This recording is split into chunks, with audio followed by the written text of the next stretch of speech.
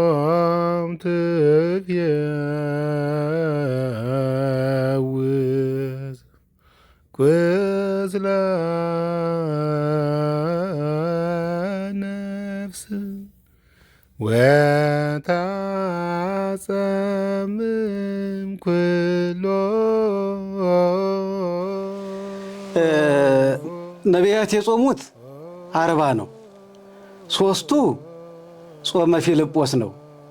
አንዱ ጾመ ገሃድ ነው። እነዚህ ሲደማመሩ 44 ይሆናል ማለት ነው ጾመ ነቢያት። ስጋ ፍቶታ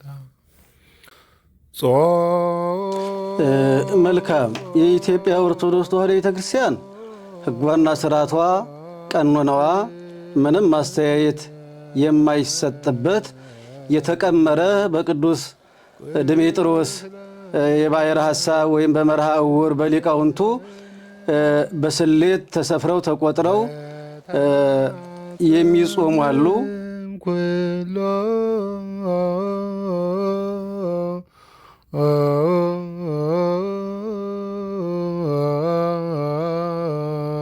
ገሃድ የሚለው መገለጫ ይሆናል። መገለጫ የልደቱ የጥምቀቱ መገለጫ ማለት ነው። ገሃድ የገለጸ ከሚለው ግዕዝ ስለተገኘ ጋድ የሚለው ሁለተኛ ትርጉም አለው። ጋድ ማለት ለውጥ ማለት ነው። ለውጥ ማለት የዓርብና የረቡዕ ለውጥ ማለት ነው።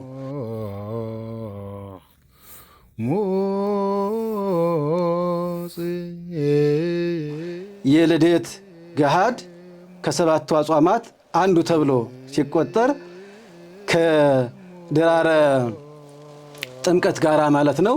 የጥምቀት ደግሞ በተመሳሳይ እንደዚሁ ጥምቀት በዋዜማው እንጾማለን። ረቡዕ ቢሆን ዓርብ ቢሆን ቅድም እንደተናገርኩት የምንጾመው በዋዜማው ማክሰኞና ሐሙስ እንጂ ረቡዕና ዓርብ ልክ እንደ ልደቱ ዕለት ነው የምናከብረው። ደውል። በስመ አብ ወወልድ ወመንፈስ ቅዱስ አሐዱ አምላክ አሜን።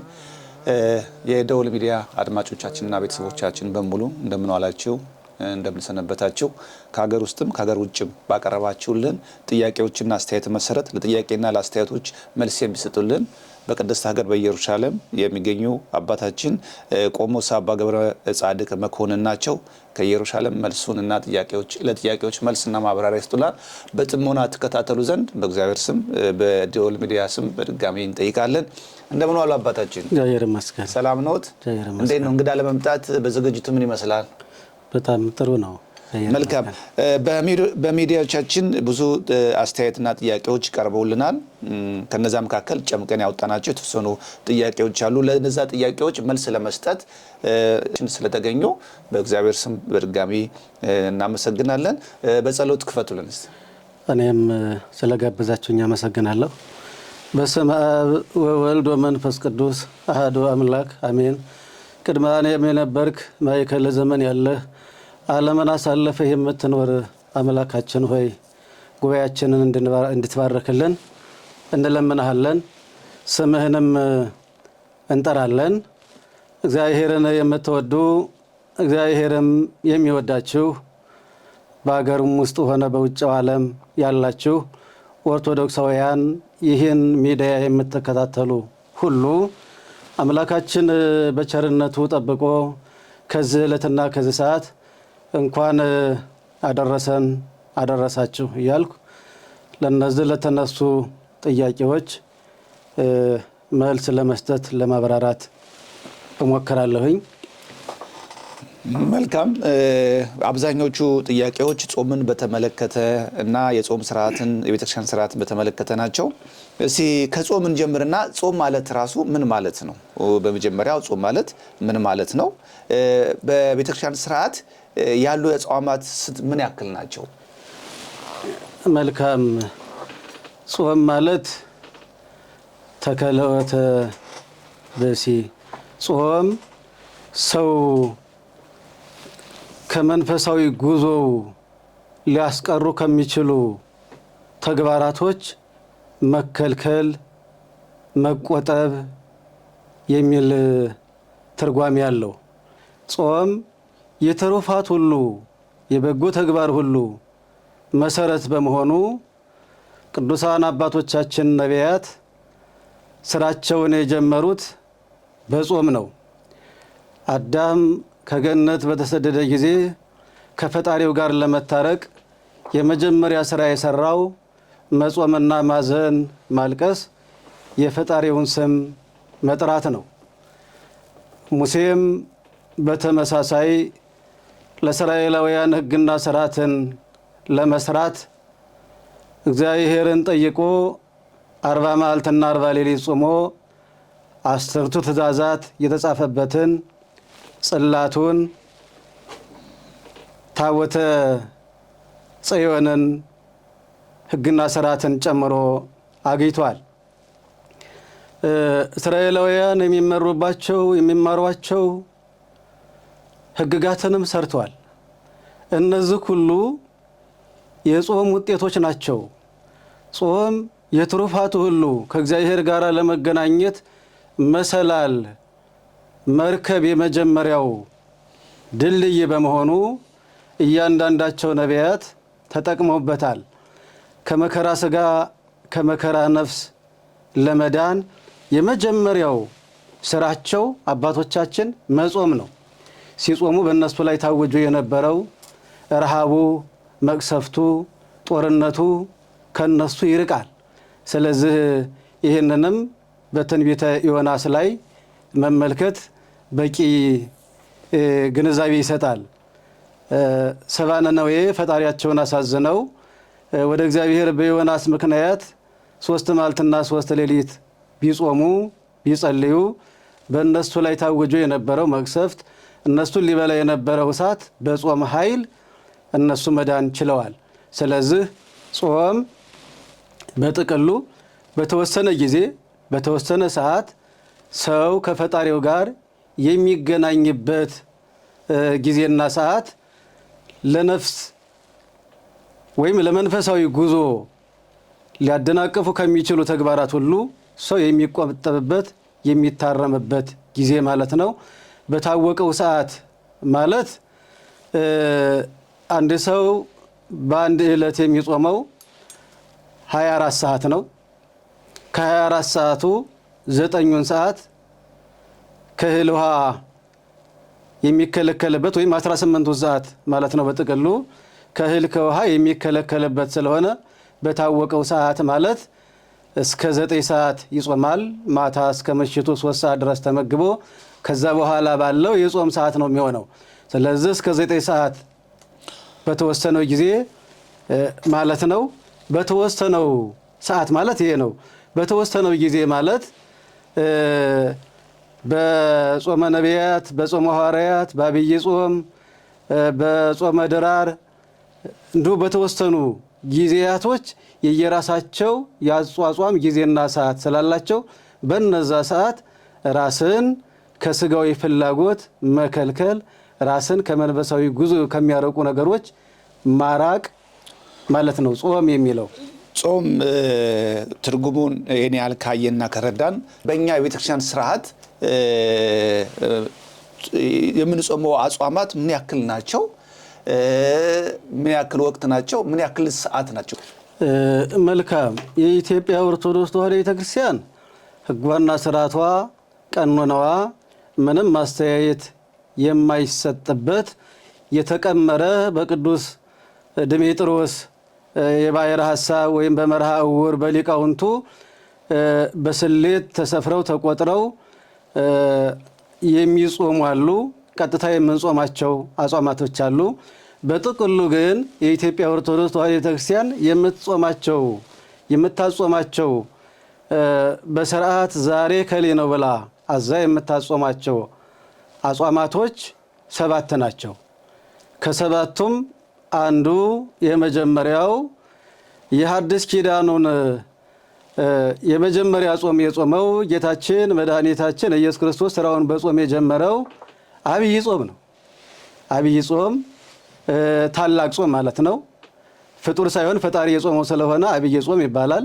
ጾመ ሁዳድም የሚላለው ሁሉ በህብረት የሚጾመው ትንሽ ትልቁ ስለሆነ ጾመ ሁዳድ የሚልም ትርጓሜ ያለው ጾመ ኢየሱስ ጌታችን ኢየሱስ ክርስቶስ የጾመው በሆኑ ጾመ ኢየሱስ የሚልም ስም አለው። ስለዚህ አብይ ጾም የመጀመሪያው ከሱ እንነሳና የዚህ ጾም አጿጿሙ ከሌሎቹ ለየት ያለ አጿጿም አለው። እንደሚታወቀው ጌታችን መድኃኒታችን ኢየሱስ ክርስቶስ የጾመው 40 መዓልትና 40 ሌሊት ገዳመ ቆሮንቶስ ገብቶ ከቆመ ሳይቀመጥ ከዘረጋ ሳያጽፍ በለበሰው ስጋ ለስጋው ምንም ምክንያት ሳያደርግ ነው። ስለዚህ ይሄንን እሱ ጾሞ ከመዝግበሩ እናንተም እንዲሁ አድርጉ ብሎ መመሪያ አስተላልፎ ለቅዱሳን ሐዋርያት ይህን ማድረግ እንዳለባቸው ከሱ ጋር ሲመላለሱ አስተምሯቸዋልና ያጿጿሙን ሕግና ስርዓት ቅዱሳን ሐዋርያት የጌታችን ኢየሱስ ክርስቶስን ጾም ሲጾሙ 40 መዓልትና 40 ሌሊት እንደሱ መጾም ስለማይቻል በመካከሉ ዕለተ ሰንበት ስላለበት ዕለተ ሰንበትን አውጥተው ሲጾሙ በመካከል ያሉትን ቅዳሜንና እሁድን ጨምረው ሲቆጥሯቸው 55 ይሆናሉ። አሁንም በምንጾመው ማለት ነው። እነሱ ሲወጡ ግን ሊሆን የሚችለው 40 መዓልትና 40 ሌሊት ነው። እነዚህም ሆነው የአንድ ዕለት ጾም 24 ሰዓት ስለሆነ 24 ሰዓት ስለማይሞላ ቅዱሳን ሐዋርያት ይህንን 40 መዓልትና 40 ሌሊት እንዲሞላ የቀመሩትና የወሰኑት በሰዓት ነው። ይህም ማለት የመጀመሪያው የዘወረደ ሰኞን የሚጾም ሰው ጾምን ሊጾም የሚችለው እስከ 11 ሰዓት ከቀኑ 11 ሰዓት ማለት ነው። በዛ ሀገር ሰዓት አቆጣጠር 5 ሰዓት ማለት ነው ይጾማል። የመጀመሪያውን ማለት ነው የመጀመሪያውን የዘወረደ ሰኞን 12 ሰዓት ነው። በዛ ሀገር አቆጣጠር 6 ሰዓት ማለት ነው። በኢትዮጵያ ሰዓት አቆጣጠር 12 ሰዓት ማለት ነው። እስከዛ ድረስ ይጾማል። ሁለተኛው ቅድስት ላይ ሲጀምር 11 ሰዓት ማለት ነው ወይም 5 ሰዓት ድረስ ይጾማል። ከዛ ጀምሮ እስከ ኒቆዲሞስ ባለው 11 ሰዓት ይጾማል። የማንኛውም ጾም ትእዛዙ 9 ሰዓት ሲሆን የዚህኛው ግን ሰዓቱ 40 ቀንና 40 ሌሊትን ለመሙላት ከ9 ሰዓት በኋላ ያሉት ሰዓታቶች መቆጠር ስላለባቸው መደመር ስላለባቸው እነሱንና ሕማማትን ጨምሮ 40 መዓልትና 40 ሌሊት እንዲጾም እንዲሆን አድርገውታል። እስከ ኒቆዲሞስ ዓርብ ድረስ ያለው 11 ሰዓት ድረስ እንዲጾም ሰሙነ ሕማማት ደግሞ 13 ሰዓት ይሄ ማለት ከምሽቱ 1 ሰዓት ድረስ እንዲጾም አድርገው ይሄንን ቀምረው ወስነው ማንኛውም ሰው በጥንቃቄ እንዲጾመው አድርገው ስራ ሰርተዋል። ስለዚህ የመጀመሪያው ይሄ ነው። ሁለተኛው ጾመ ሐዋርያት ነው። ጾመ ሐዋርያት ማለት ጌታችን መድኃኒታችን ኢየሱስ ክርስቶስ ባረገ በ10ኛው ቀን በተነሳ በ50ኛው ቀን መንፈስ ቅዱስን ለቅዱሳን ሐዋርያት ካደላቸው ከላከላቸው በኋላ ቅዱሳን ሐዋርያት የሥራቸው መጀመሪያ ያደረጉት ጾም ነው። ስለዚህ ያ ቅዱሳን ሐዋርያት የጾሙት ጾመ ሐዋርያት ጾመ ሰኔ በመባል ይታወቃል። ማንኛውም ክርስቲያን ጠንቅቆ የሚጾመውና ጾሙ የሚጾመው ከቀኑ እስከ 9 ሰዓት ይሄ ማለት ከጥሉላት በሌሎቹ ሰዓታቶች እንመገባለን ማለት አይደለም። የአንድ ቀን የአንድ ዕለት ጾም 24 ሰዓት ስለሆነ ከቀኑ 9 ሰዓት ሲሆን ግን እህል ውሃ በጾም ሰዓት የምንመገበው ማለት ነው። ከጥሉላት ነፃ የሆነ ምግብ እንመገባለን ማለት ነው። እስከ 9 ሰዓት ባለ የምንጾመው ሁለተኛው ጾመ ሐዋርያት ነው። ሶስተኛው ጾመ ድህነት ነው። ጾመ ድህነት ማለት በዛውን ጊዜ የምንጀምረው ጌታችን ኢየሱስ ክርስቶስ የድህነት ስራ የሰራባቸው ዕለታቶች ዓርብና ዕረቡ ናቸው። ዕረቡ ጌታችን መድኃኒታችን ኢየሱስ ክርስቶስ ወደ ኢየሩሳሌም እንደሚመጣና እንደሚሰቀል፣ እንደሚገርፉት፣ እንደሚሞት፣ እንደሚነሳ አስተምሯቸው ከፈጸመ በኋላ እንደሚታወቀው ወደ አጸደ ሐምል ገብቶ ጸልዮ ሥርዓተ ቁርባንን ሥርዓተ ጸሎትን ትህትናን አስተምሯቸው ከፈጸመ በኋላ ይሁዳ የአራት ቤት ጭፍራ ይዞ መጥቶ አስይዞታል። ከዚያም ረቡዕ የመጨረሻውን ውሳኔ ይሙት በቃ የሚለውን እናስወግደው የሚለውን የካህናት አለቆች ጸሐፍት ፈሪሳውያን በጌታችን በኢየሱስ ክርስቶስ ላይ እንዲሞት የተፈረደበት ዕለት ስለሆነ ረቡዕን እንጾማለን ማለት ነው። ዓርብን ደግሞ ጌታችን መድኃኒታችን ኢየሱስ ክርስቶስ ለድኅነተ ዓለም ወደ ቀራንዮ ወደ ማእከለ ምድር ላይ ወጥቶ በመስቀል ላይ ተሰቅሎ ስጋውን ቆርሶ ደሙን አፈሶ በገዛ ፈቃዱ ነፍሱን ከስጋው ለይቶ ካሳ የተፈጸመበት ዕለት፣ ሙታን የተነሱበት፣ መቃብራት የተከፈቱበት፣ አይባን የተፈተቱበት፣ ከዋክብት የረገፉበት፣ ፈያታዊ ዘይማን ገነት የገባበት ዕለት ልዩ ዕለት በመሆኑ ካሳ የተፈጸመበት ዕለት በመሆኑ ዓርብን ጨምረን ሁለቱን ጾመ ድኅነት በመባል ይታወቃሉ። ሶስተኛው እነዚህ ሁለቱ ጾሞች ናቸው።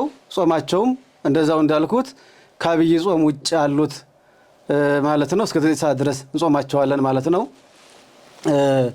አራተኛው ጾመ ፍልሰታ ነው።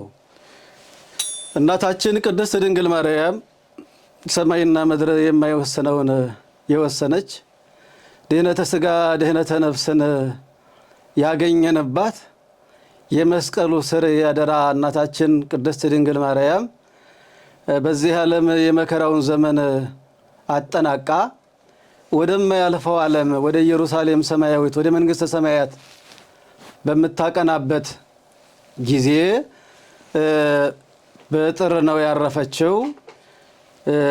የጌታችን የኢየሱስ ክርስቶስን ወደዚህ ዓለም መምጣት ያላመኑ የድንግል ማርያምን እናትነትና ዘላለማዊ ድንግል አማላጅ ርኅርኅት የሰው ልጆች መድኃኒት መሆኗን በሚገባ ያልተረዱ ማለት ነው። የድንግል ማርያምን እረፍት ምክንያት በማድረግ የድንግል ማርያምን ስጋ ለማቃጠልና የድንግል ማርያምን ስም አጠራር ለማጥፋት ሞክረዋል። ካረፈች በኋላ ማለት ነው። የድንግል ማርያምን ስጋ የእናቱን አይደለም የሌላውንም በከንቱ የሚጥል አምላክ አይደለምና የድንግል ማርያም ስጋ በክብር ከዮሐንስ ጋር ወደ ገነት እንዲያቀና ተደርጎ ቅዱሳን ሐዋርያት ለተልእኮ ወንጌልን እያስተማሩ እየተንቀሳቀሱ ቆይተው ዮሐንስ ግን እያጠነ እየተባረከ በጽሕፈት ወስተር እየደረሰ እየመጣ ዮሐንስ የድንግል ማርያምን ስጋ አግኝቶ ቅዱሳን ሐዋርያት ባለማግኘታቸው ምክንያት ነሐሴ 1 ቀን ሱባኤ ገብተው እስከ 14 ድረስ ሱባኤው ተጠናቆ በ14 ድንግል ማርያምን አምጥቶ ሰጥቷቸው ተደስተው ወደ መቃብር በጌቴሴማኒ ከቀበሯት በኋላ ተነስታ ስታርግ ቶማስ አይቶ ስለነበረ ዳግመኛ ትንሣኤዋን ደግሞ ባለማየታቸው ምክንያት ሁለተኛ እስከ 15 ጾመው በ16ኛው አመጥቶ ስለሰጣቸው ያ የቅዱሳን ሐዋርያት ጾም የማርያም ጾም ተብሎ በማርያም ስም ድንግል ማርያምን ለማግኘት የጾሙት ስለሆነ ጾመ ፍልሰታ ጾመ ማርያም በመባል ይጠራል እንጂ ጾሙን የጾሙት ግን ሐዋርያት ናቸው። ሐዋርያት ጾመው እኛን እንድንጾመው ያደረጉት አራተኛው ጾም ጾመ ፍልሰታ ወይም ጾመ ማርያም በመባል ይታወቃል። አምስተኛው ደግሞ እያንዳንዳቸው ነቢያት ከአዳም ጀምረው ማለት ነው አንሰ ኃይለከ ፈኑ ኅደከ ጌታ ሆይ አድነን እያሉ የተነገረው ትንቢት የተቆጠረው ሱባኤ መድረሱን እያስታወሱ የጾሙት ጾም ነው። የዘመኑም አቆጣጠር የተጀመረው በዚህ ምክንያት ነው። እንግዲህ ጌታችን መድኃኒታችን ኢየሱስ ክርስቶስ ለአዳም ቃል ሲገባለት በሐሙስ ዕለት ወበመንፈቀ ዕለት እትወለድ እምወለተ ወለትከ 5500 ዘመን ሲፈጸም ከልጅ ልጅ ተወልጄ በሜዳህ ድሼ በጥቂቱ አድጌ በመስቀል ተሰቅዬ ሙቼ አድንሃለሁ የሚል ተስፋ ሰጥቶ ስለነበረ 5500 ዘመንን ለማግኘት አዳም ለልጆቹ የዘመን አቆጣጠርን እንዲቆጥሩ አስተምሯል። በዛ ምክንያት ግማሾቹ አዳም ልጆች በጨረቃ ግማሾቹ በከዋክብት ግማሾቹ በፀሐይ የሚቆጥሩ ሆነዋል። ነገር ግን የቁጥሩ አጀማመርና የቁጥሩ መነሻ ግን 5500 ዘመንን ለማግኘት ነው። ስለዚህ ይህን የ5500 ዘመንን መድረስ ተስፋ የሚያደርጉ ነቢያት እያንዳንዳቸው አዳም፣ ሙሴ፣ ሌሎችም ነቢያት ኤርምያስ፣ ኢሳይያስ፣ እነ ኤልያስ ሁሎችም በየዘመናቸው 40 መዓልትና 40 ሌሊት ጾመዋል። ክርስቶስን ለማግኘት የክርስቶስን መምጣት እግዚአብሔር የተናገረውን ትንቢት ያናገረውን ትንቢት የማያስቀር አምላክ መሆኑን አምነው ጌታ ሆይ ልጅህን ላክ አሁን አድነን እያሉ እያንዳንዳቸው ትንቢት እየተናገሩ የጾሙት የከበረ ጾም ነው። የጾሙ መነሻ ህዳር 15 ነው። ጾሙ አጠቃላይ ሲቆጠር የሚሆነው 44 ነው። ነቢያት የጾሙት 40 ነው። 3ቱ ጾመ ፊልጶስ ነው። አንዱ ጾመ ገሃድ ነው።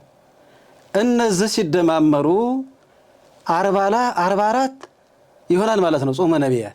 በመሆኑም ጾሙ የሚገባው ህዳር 15 ይሆናል። ይህ ጾሙ ፍጻሜ የሚሆነው ደግሞ 28 ጾመ ገሃድን ጾመን 29 በልደቱ መጨረሻ ክብር የምናገኝበት ይሆናል ማለት ነው። ጾመ ነቢያት በዚህ መልኩ 44 መሆኑን ማንኛውም ሰው ሊገነዘበው ይገባል።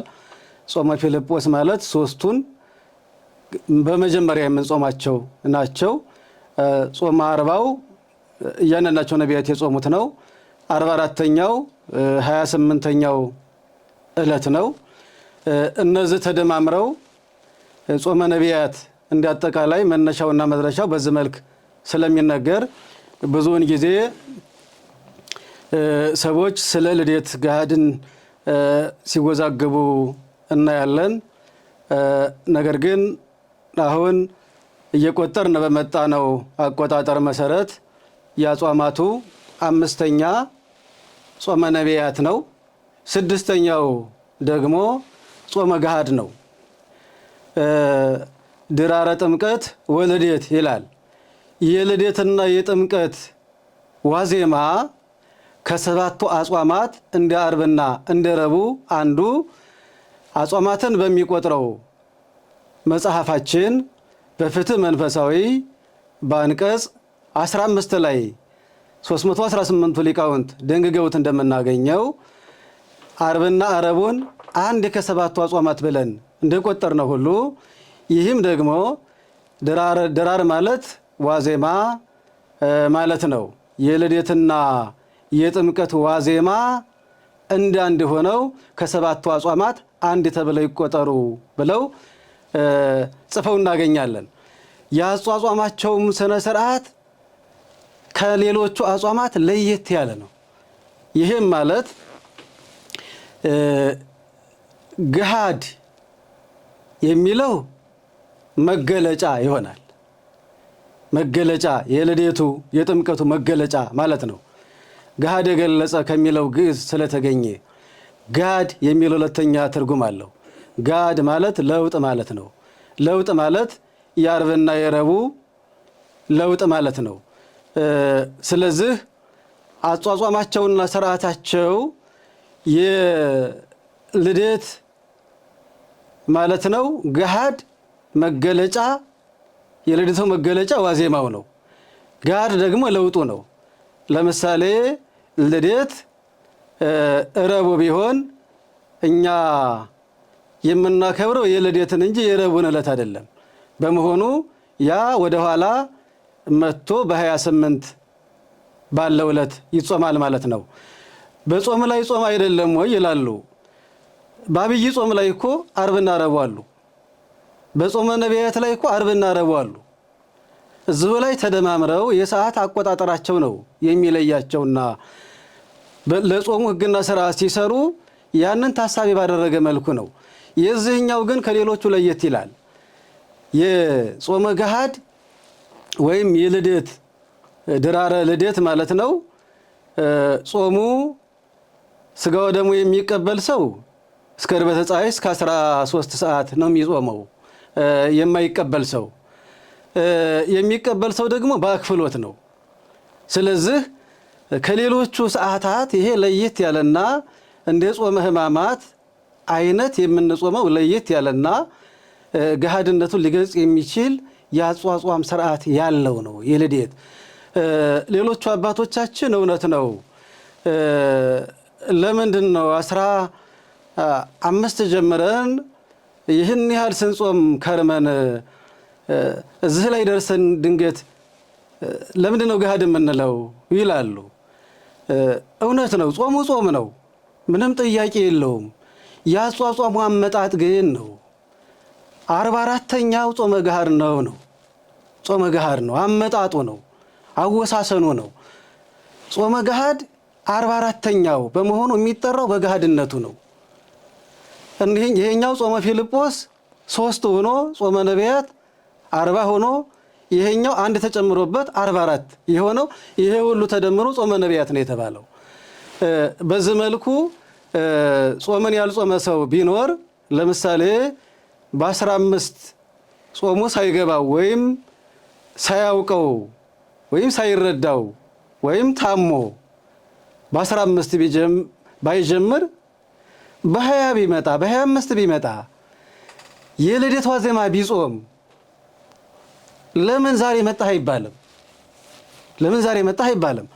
ከተነሳበት ጀምሮ ግን መጾም ከጀመረበት ጀምሮ ማወቅ ካለበት ጀምሮ ሊጾም ይገባዋል ማንኛውም ሰው። ይህንን ጾመ ነቢያትን በተለያየ ምክንያት በደዌ ምክንያት ሳይጾመው ቢቀር ግን ይህንኛውን የገሃድን ጾም አንዱን ቀን ቢጾመው ምንድነው ስህተቱና ጥፋቱ?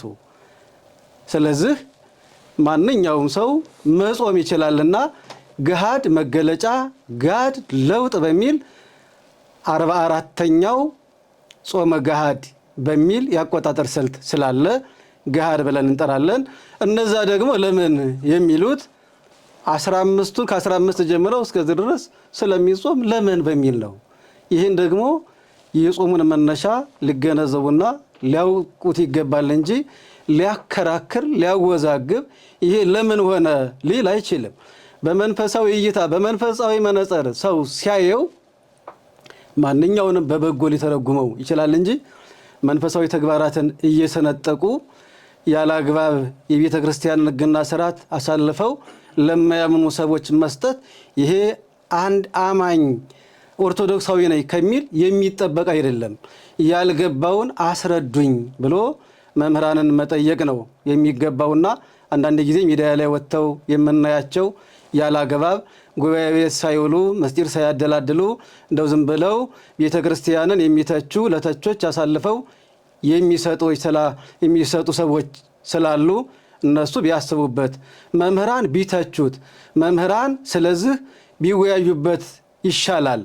ከዛ ካለፈ ደግሞ ከመምህራን ቅዱስ ሲኖዶስ አለ። ያለ አግባብ ከሆነ ቅዱስ ሲኖዶስ ይወስናል እና በዚህ መልኩ የቅዱስ ሲኖዶስ መነሻውም መድረሻውም የቤተ ክርስቲያኗ ሕልውና መሰረትም ጉልላትም እሱ ስለሆነ ያለ አግባብ ከሆነ በውሳኔ መቅረት ያለበትን ያስቀራል፣ መጨመር ያለበትን ይጨምራል፣ እንደ ቅዱሳን ሐዋርያት ማለት ነውና በዚህ መልኩ የልደት ገሃድ ከሰባቱ አጽዋማት አንዱ ተብሎ ሲቆጠር ከድራረ ጥምቀት ጋራ ማለት ነው። የጥምቀት ደግሞ በተመሳሳይ እንደዚሁ ጥምቀት በዋዜማው እንጾማለን።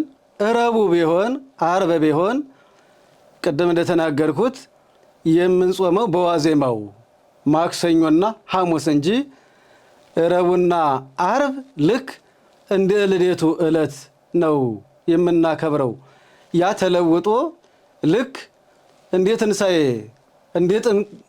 ትንሣኤ እንደ ልደት ማለት ነው ጥምቀትንም የምናከብረውና በዋዜማው የዛኛው ለውጥን የረቡዕን የዓርብን ለውጥ ማክሰኞ ሐሙስ ስለምንጾመው ጋድ ይባላል። ይሄ ማለት ለውጥ ተውላጠ ዓርብ ወረቡዕ ማለት ነው። የዓርብና ረቡዕ ልዋጭ በሚል ነው።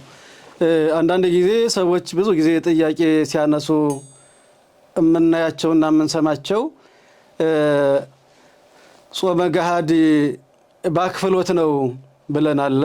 በአክፍሎት እንደምናቀበል ስጋ ወደሙ የሚቀድስም የሚያስቀድስም ቅዱስ ስጋውን ክቡር ደሙን የሚቀበልም በአክፍሎት የልደትና የጥምቀት መሆን እንዳለበት ቅዱሳን አባቶቻችን ደንግገዋል።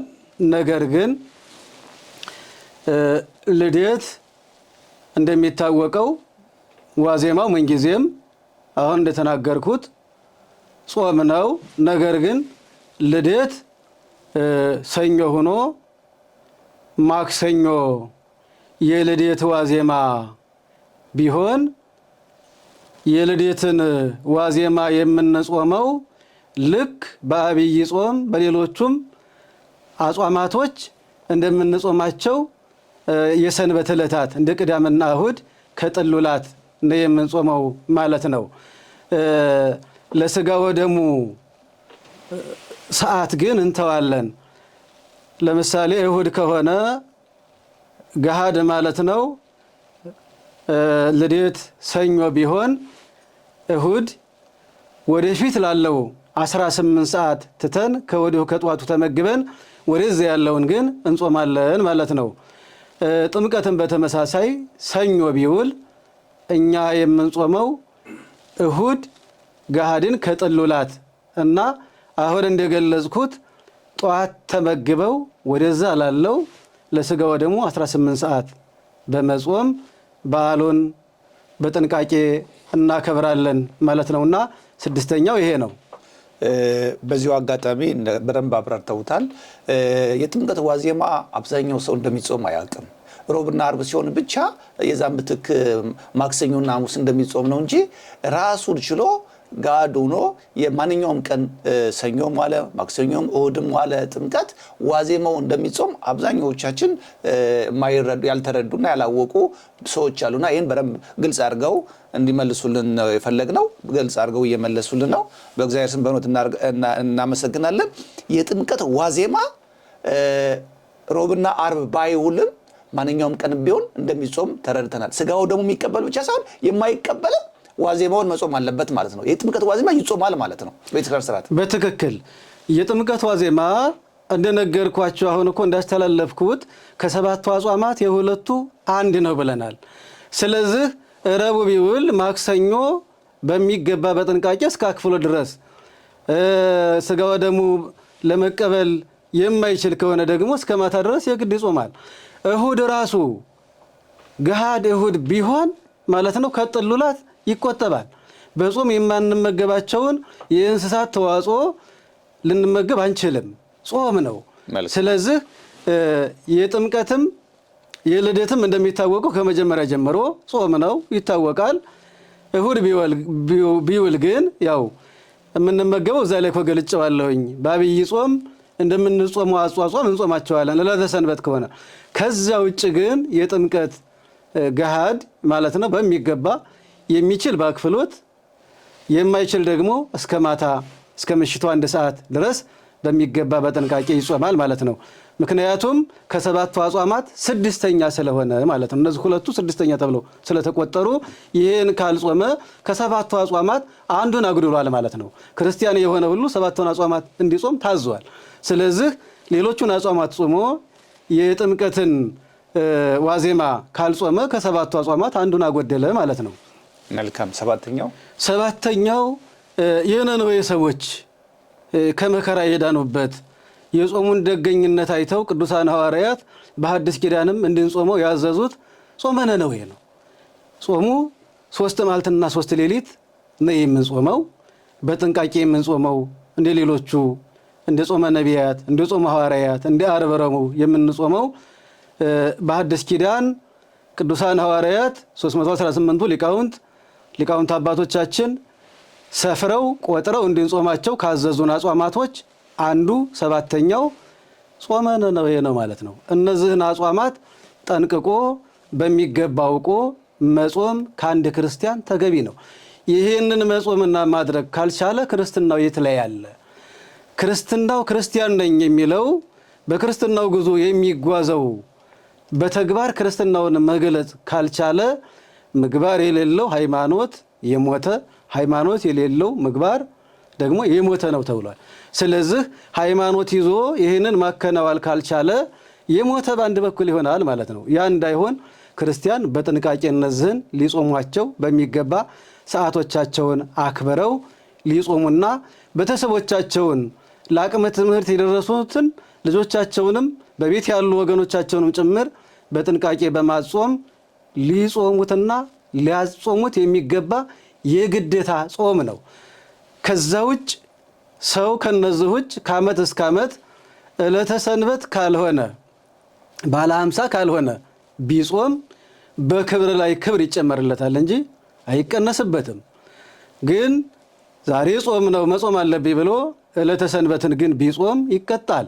በባለ 50 ቢጾም ይቀጣል። ያለ አግባብ ከሥራ ስርዓት ይበልጣል ይላሉ አባቶቻችን። ቤተ ክርስቲያናችን በሰራችልን ቀኖና በዛ ልክ መሄድ ካልቻል የራሳችን የምንሰራው ስርዓት ሊኖር አይችልም። ሌላ መሰረት አንመሰረትም። በፈቃድ የሚጾመው ጾም ግን ማንም ሳያውቅበት በግሉ ሊጾመው ይችላል። ማንም ሰው አይወቅብህ የተባለውም ለዚያ ነው፣ በግሉ የሚጾመው። ይሄ ግን በአዋጅ ነው። ዛሬ አብይ ጾም ነው፣ ዛሬ ጾመ ሐዋርያት ነው፣ ዛሬ ጾመ ፍልሰታ ነው፣ ዛሬ ጾመ ነቢያት ነው፣ ዛሬ ጾመ ገሃድ ነው፣ ጾመ ነነዌ ነው፣ ጾመ ድህነት ነው ተብሎ በአዋጅ በግዴታ ከንቱ ውዳሴ የሌለው በትእዛዝ የሚጾሙ አጽዋማቶች ናቸው እነዚህ አጽዋማት ማለት ነው። ከዛ ውጭ በትሩፋት ሰዎች ብዙ አጽዋማትን ይጾማሉ። ለምሳሌ እመቤታችንን ጾም ይጾማሉ፣ ጾመ ጽጌ ብለው በማህሌት በዝማሬ ሊቃውንቱ፣ ምእመናን ደግሞ የእመቤታችን ስደቷን በማስታወስ የተራበውን በማብላት የተጠማውን በማጠጣት የታረዘውን በማልበስ የእመቤታችንን ጸዋትወ መከራ በማዘከር ያስቧታል። ነገር ግን ደግሞ የእመቤታችን ረሃቧን፣ ጽሟን፣ መከራዋን አስበው የሚጾሙ ሰዎች አሉ። ያ በግላቸው በትሩፋት በፈቃዳቸው እንጂ ቤተክርስቲያን ግን አዛቸው አይደለም። ከሰባቱ አጽዋማት እንዳንዱ የሚቆጠር አይደለም። ያ በፈቃድ የሚጾም በፈቃድ የሚደረግ ነው። ከዛም በላይ እመቤታችንን ብሎ አይደለም ከዓመት እስከ ዓመት ቢጾምም በክብር ላይ ክብር ያገኛል። ግን ይሄ ትእዛዝ ነው መጾም አለብህ ብሎ ግን ማንኛውንም ማዘዝ ማስገደድ አይችልም። እንደውም አንዳንድ ሰዎች ጾመ ነቢያትን ጾመ ሐዋርያትን እንክት አድርገው በልተው እጽየ ላይ ጿሚ ነን ሲሉ እናያቸዋለን። ይሄ ስህተት ነው፣ በፍጹም ሊሆን አይችልም። የታዘዘውን በታዘዘው መሰረት ማስቀመጥ፣ ያልታዘዝነውን ደግሞ ለትሩፋት ከሰራ ነው ክብር እናገኝበታለን ማለት ነው።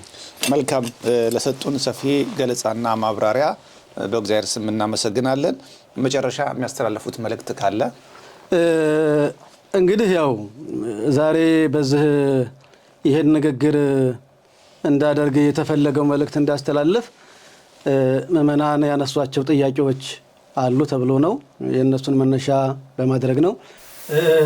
እሺ፣ አሁን በተጠየቀው ጥያቄ መሰረት በ28 ለምን ይሆናል የሚል ጥያቄ ተጠይቋል።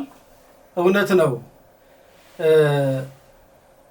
የዘመናት አቆጣጠር ስንሄድ መነሻችን የዘመናት አቆጣጠር ነው። አንድ ዓመት የሚባለው በኢትዮጵያ ዘመን አቆጣጠር 365 ዕለት ከ15 ኬክሮስ ከ6 ካለይት ነው። 15 ኬክሮስ በየወንጌላውያኑ አለ። ይሄ ማለት በማቴዎስ 365 ከ15 ኬክሮስ፣ በማርቆስ 365 ከ15 ኬክሮስ፣ በሉቃስ 365 ከ15 ኬክሮስ፣ በዮሐንስ 365 ከ15 ኬክሮስ እና ከ6 ካልዕት አሉ። እነዚህ በአራተኛው ዘመን በዘመነ ዮሐንስ አንድ ዕለትን ይፈጥሩና 15 ኬክሮስ ተጠራቅሞ ኬክሮሱ 60 ሲሆን 24 ሰዓቱ 15 ኬክሮሱ 60 ሲሞላ በማቴዎስ 15 በሉቃስ በማርቆስ እነዚህ ሲደማመሩ ማለት ነው 60 ይሆናሉ። 60ው ኬክሮስ ደግሞ አንድ ዕለት ይሆናል። አንድ ዕለት የሚባለው ደግሞ 24 ሰዓት ነው። ስለዚህ በዘመነ ዮሐንስ ጳጉሜን 5 የነበረው 6 ስለሚሆን የበዓሉ አከባበር በዓለ ልደት ደግሞ 28 ይሆናል። 29 የነበረው ማለት ነው። 28 ብቻ አይደለም። ከ500 ዘመን በኋላ ከ500 ዓመት በኋላ ባለው 27ም ይሆናል። ይህም ማለት 15 ኬክሮስ ከ6 ካልይት ብለናል። በየዓመቱ እነዚህ ተጠረቃቅመው እነዚህ 6 ካልይት ተጠራቅሞ ከ500 ዘመን በኋላ አንድ ዕለት ይሆንና ጳጉሜን 6 የነበረው 5 የነበረው 7 ይሆናል። ስለዚህ 7 ስለሚሆን ያን ጊዜ ደግሞ 28 29 ይከበር የነበረው 27 ይሆናል ማለት ነው። እዛ የሚደርስ የለም እንጂ ይሄ ምንም አይደንቅም። የዘመናት የበዓላት አቆጣጠር ሊቃውንት አባቶቻችን የደነገጉት በውሳኔ በቅዱስ ሲኖዶስ ተደንግጎ ያለ ነው። ብዙዎቹ 29 መሆን አለበት 28 ለምን ይሆናል እያሉ ሲያወዛግቡ ምዕመኑንም ሌላውንም በተለያየ መንገድ ሲያወዛግቡ ቆይተው ነበር። ነገር ግን ቅዱስ ሲኖዶስ በአራተኛው ዘመን ከ28 እንዳይወጣ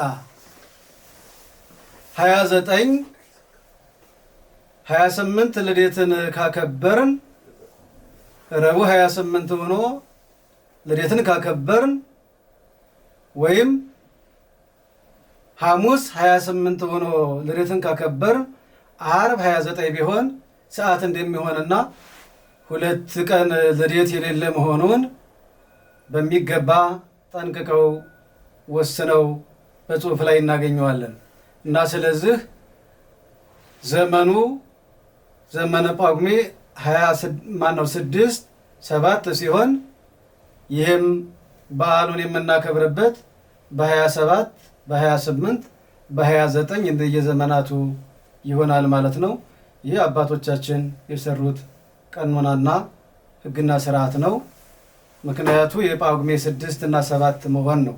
27 እና 27 28 29 የሚያደርገው አሁን ይህንን እንደመነሻ ሰጠሁ እንጂ መምህራኑ በሚገባ ከዚህ በላይ አብራርተው ይሰጡባቸዋል፣ መልስ ይሰጡባቸዋል። በየአቅጣጫው እስካሁንም ማስተምረዋቸዋል፣ በጽሁፍም ገልጸዋቸዋል እነዚህን አጽዋማት።